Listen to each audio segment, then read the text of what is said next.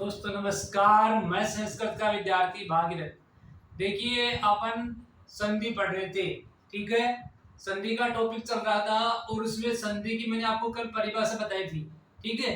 परिभाषा और संधि की जो व्युत्पत्ति थी, यानी जो संधि जो शब्द है वो कैसे बनता है उसके बारे में बताया था, ठीक है। अब उसके बाद में मैंने आपको संधि के कुछ भेद बताए थे। क्या बताए थे? संधि के भेद बताए थे। शाबाश। तो संधि के टोटल कितने भेद होते हैं? 3 भेद होते हैं। आया समझ में? कल मैंने आपको 3 भेद बताए थे। कौन कौन से? सबसे पहले अच संधि। शाबाश। कौन सा भेद? अच संधि। और उसके बाद में हल संधि। हल को क्या क्या बोलेंगे? व्यंजन संधि, ठीक है। और उसके बाद में एक बताया था मैंने विसर्ग संधि। आ रहा समझ में? तो ये जो 3 मैंने संधि के भेद बताए थे और इन तीनों को हम अपन एक एक करके यहाँ पर पढ़ने वाले हैं, ठीक है। तो देखिए संधि का टॉपिक चल रहा है संधि, ठीक है। अब संधि के जो 3 भेद होते हैं, कितने भेद होते हैं? 3 भेद। यहां पे सबसे पहले कौन सी संधि? अच संधि, ठीक है। अच किसको बोलते हैं?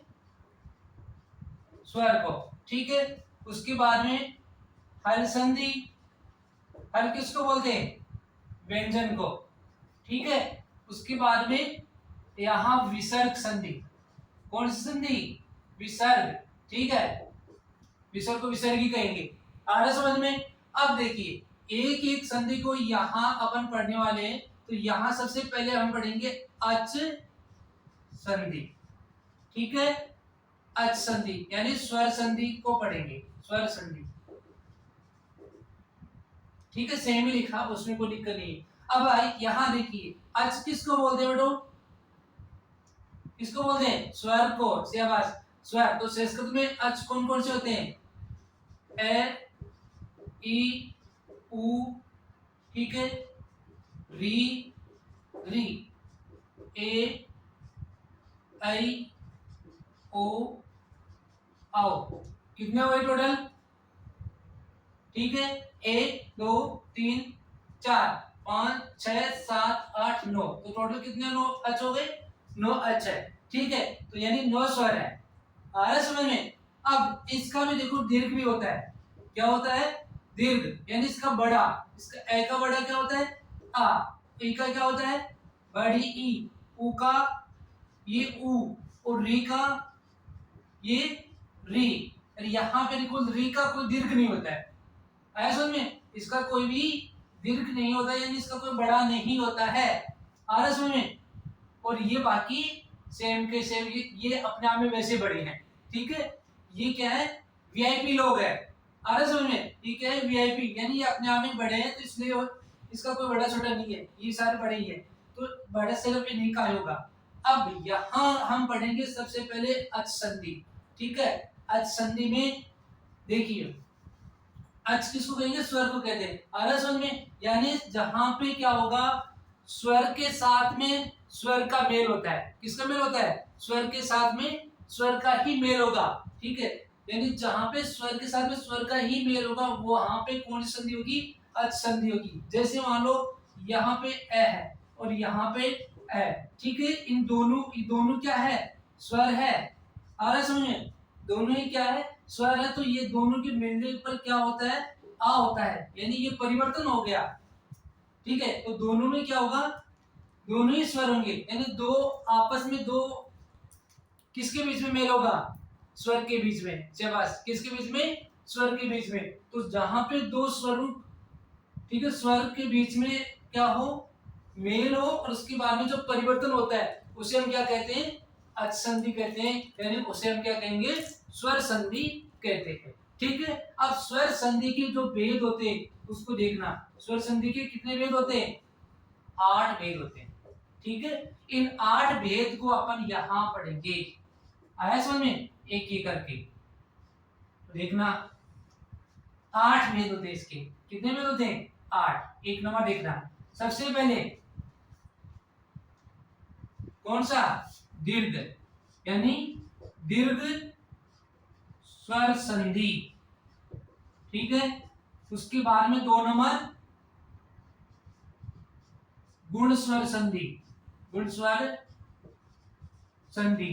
तीसरा कौन सा होगा? वृद्धि स्वर संधि। और चौथा यण स्वर संधि।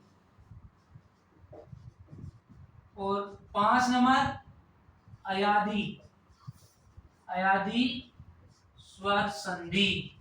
ठीक है, उसके बाद में 6 नंबर देखिए, 6 नंबर, 6 नंबर में कौन सा होगा?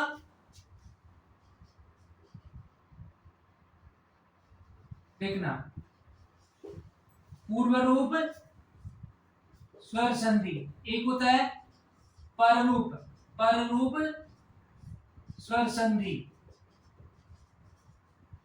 आए समझ में? और उसके बाद में 8 नंबर कौन सा हो गया? प्रकृति भाव स्वर संधि, स्वर संधि। तो ये टोटल कितने भेद हो गए संधि के? किसके? कौन संधि के? अच संधि के, यानी स्वर संधि के 8 भेद होते हैं। कितने भेद होते हैं?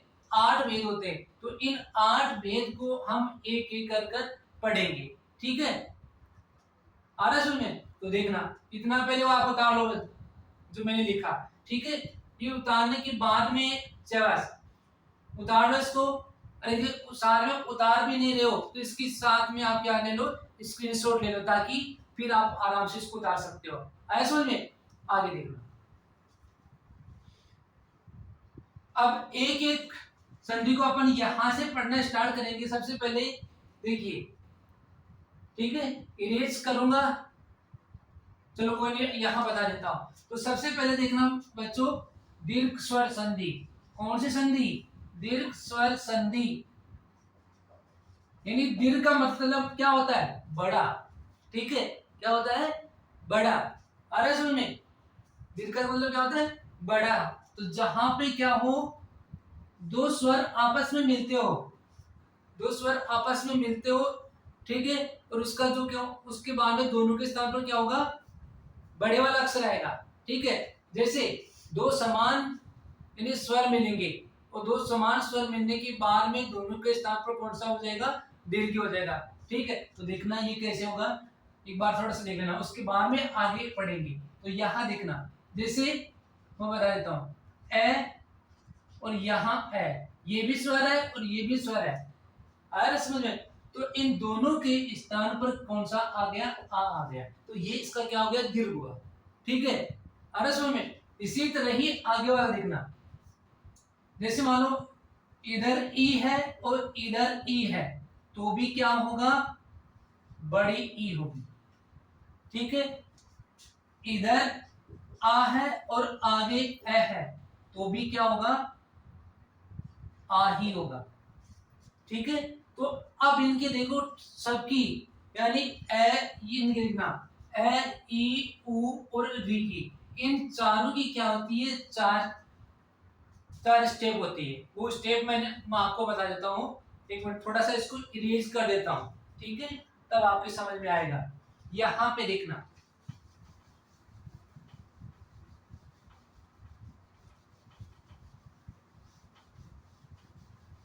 देखना बच्चों, यहां देखना, यहां से जैसे मान लो यहाँ पे ए और यहाँ पे ए, तो दोनों के स्थान पर क्या होगा? आ होगा। इधर ए होगा और आगे आ होगा, तो भी क्या होगा? यानी आ ही होगा, यानी दीर्घ ही होगा। आ रहा समझ में? इसी तरह इधर यदि आ होगा और आगे ए होगा, तो भी क्या होगा? आ होगा, यानी दोनों दीर्घ होंगे। ठीक है, तो भी क्या होगा? आ ही होगा। तो ये इसकी ए की कितनी स्टेप होगी? 4 स्टेप होगी, ध्यान देना। अरे समझ में? ये उतारे ना, मेन चीज यही रहेगी फिर। अब इसी तरह देखना, ई का देखना, इधर ई और इधर ई, तो आगे भी क्या होगी? बड़ी ई होगी। ठीक है, इधर छोटी ई, आगे बड़ी ई, तो भी क्या होगा? बड़ी ई होगी। आ रहा समझ में? और इधर बड़ी ई और आगे छोटी ई होगी, तो भी क्या होगा? बड़ी ई होगा। और दोनों बड़ी होगी, तो भी क्या होगा? बड़ी ई ही होगा। तो ये यहाँ पर को दीर्घ आ रहा है, ठीक है ना? दीर्घ आ रहा है, बड़ा आ रहा है ना, ये दीर्घ, तो ये दीर्घ स्वर संधि बन जाती है। इसी तरह ऊ का देखना, ऊ, यहाँ ऊ और आगे भी क्या होगा, बड़ा ऊ, इधर छोटा आगे बड़ा तो भी क्या होगा, बड़ा, इधर बड़ा आगे छोटा तो भी क्या होगा, बड़ा होगा। ठीक है, इन दोनों के स्थान पर भी बड़ा होगा तो भी क्या होगा, बड़ा ही होगा। ये ध्यान देना, आया समझ में। अब उसके बाद में आगे किसका रहा, किसका रहा, ए ई उ, और उसके बाद में किसका, री का। ठीक है, तो री देखना, ये री, ठीक है, और ये री, तो दोनों के स्थान पर क्या होगा, ये दीर्घ री होगी। ठीक है, यहाँ पे एक और इसमें यहाँ पे घुमा ज्यादा हो जाएगा। इसी तरह ही यहाँ पे री और यहाँ पे बड़ी री तो भी क्या होगी, बड़ी री ही होगी। ठीक है, इधर बड़ी री होगा तो आगे छोटी री होगी तो भी क्या होगी, बड़ी री ही होगा। ठीक है, दोनों बड़ी री होगी तो भी क्या होगा, बड़ी री होगी। आ रहा है समझ में, अरे समझ में आ रहा है नहीं आ रहा है, आ रहा है। ठीक है, तो देखिए, तो इस तरह यहाँ पे आपको दीर्घ संधि के बारे में पता चलेगा, ये दीर्घ है। ठीक है, सारे दीर्घ ऐसा समझ में। एक और क्या बच गया, री, ठीक है ना। इसका देखो री का क्या नहीं होता है, यहाँ पे देखो आगे री होगा तो भी क्या होगा, री ही होगा, यानी री का कोई दीर्घ नहीं होता है। इसका क्या नहीं होता है, दीर्घ, यानी इसका बड़ा नहीं होता है, ध्यान देना। यानी इसका री का क्या नहीं होगा, बड़ा नहीं होगा। इसको ऐसे नहीं लिखेंगे, ये गलत होगा। ठीक है, अरे समझ में। तो यहां तक यानी दीर्घ स्वर संधि तक आपको कंप्लीट आना चाहिए। ठीक है, एक इसका मैं उदाहरण बता देता हूं, उस उदाहरण के अकॉर्डिंग आपको और समझ में आएगा। देखना, इधर से इरेज, देखिए बच्चों। ठीक है, एक इसका उदाहरण बताऊंगा, उसके बाद में आपको समझ में आएगा। देखना, यहां पे सबसे सिंपल चीज बताऊंगा, विद्यालय सब लिखा हुआ है। क्या लिखा हुआ है, विद्यालय। ठीक है, अब इस शब्द का अपन संधि विच्छेद कैसे करेंगे। ठीक है, संधि विच्छेद कैसे करेंगे वो आपको आना चाहिए। तो यह सबसे पहले आपको ये पता करना है कि यहाँ इसमें देखो दीर्घ कहाँ है, बड़ा कहाँ है, वहां से अपन को क्या करना है, टुकड़ा करना है, वहां से उसको अपन तोड़ेंगे। तो देखिए कैसे तोड़ेंगे, यहां देखना, इस दे जो सब लिखा हुआ है यहाँ पे क्या था, आ था। ठीक है ना, आ रहा समझ में, क्या है, आ है। अब आगे देखना, यहाँ ये वी, इसमें से आ बाहर निकल गया तो पीछे क्या बच गया, ठीक है, ये हलंत वाला। ठीक है भाई, इसमें से स्वर बाहर निकल गया तो पीछे से केवल क्या बच गया, व्यंजन। ठीक है, तो व्यंजन इसमें कौन कौन से, देखना, व और ये दोनों है, तो दोनों को मिलाकर ये सब बनता है, ध्यान देना। ठीक है, उसके बाद में आगे क्या बच रहा है, ल और ये। ठीक है, यही तो बच रहा है, अरे यही तो बच रहा है। अब यहां आपको चेंजिंग करनी है भाई, कैसे करनी है, ये दीर्घ शब्द आ रहा है ना, तो दीर्घ आ रहा है, ये दीर्घ देखो। अब अपन यहाँ पे पोजीशन जो कौन सी लेके आएंगे, ठीक है ना, वो समझ में आएगी। अब देखना, ये जो आ है वो किससे मिलकर बना है, या तो दोनों साइड में ए होगा तब आ बनेगा, ये दो एक साइड में ए होगा या एक साइड में आ होगा, ये बनेगा। तो बताओ कौन सा बनेगा। ठीक है, ये अपनी कॉमन सेंस की बात रहेगी, जहां पे जो चीज अपन को अच्छी लगे, अपने मन को क्या लगे, अच्छी चीज लगे, वो आपको लिखना है। जैसे ये वी, ठीक है, ये दोनों किससे बनेगा, इससे, ये देखना। ठीक है, तो ये जो द और ये है, इसमें अपन क्या करेंगे, एक आ को तो इधर मिलाएंगे, ठीक है, और दूसरे वाले को किधर मिलाएंगे, इधर मिलाएंगे। ठीक है, यानी तो देखो कैसे लिखेंगे, ये विद्या, भाई इसमें आ मिल गया तो वापस हो गया ना ये। ठीक है, ये प्लस, प्लस को संस्कृत में क्या बोलते हैं, धन भी कहा जाता है। ठीक है, ये बाकी आगे आले, तो इसका संधि विच्छेद क्या हो गया, विद्या प्लस आले। क्या संधि विच्छेद हुआ, विद्या प्लस आले। आ रहा है समझ में। अब यहां आगे लिखना, देखिए अब यदि आप इसको वापस ये वाला वर्ड बनाओगे शब्द तो कैसे बनाओगे देखना, यहाँ पे आ था और यहाँ पे भी आ है, ठीक है, तो दोनों के स्थान पर क्या होगा, केवल आ हुआ, ठीक है। भाई अपन को ये चीज आनी भी तो चाहिए ना, वो कैसे बन रही है, तो यहाँ दोनों के स्थान पर आ रहा है, तो देखना इन दोनों को अपन कट कर देंगे और सिर्फ अपन को क्या करेंगे, बीच में ये जोड़ेंगे, ठीक है। तो ये इसमें से आ बाहर निकल के क्या बच गया, इसमें वापस ये आ जुड़ गया, ठीक है, ये इधर से कट हो गया, ठीक है। तो अब पीछे क्या बच रहा है, नहीं, ये विद्यालय हो गया, आ रहा है समझ में। तो ये आपका इस तरह का संधि विच्छेद आपको आना चाहिए।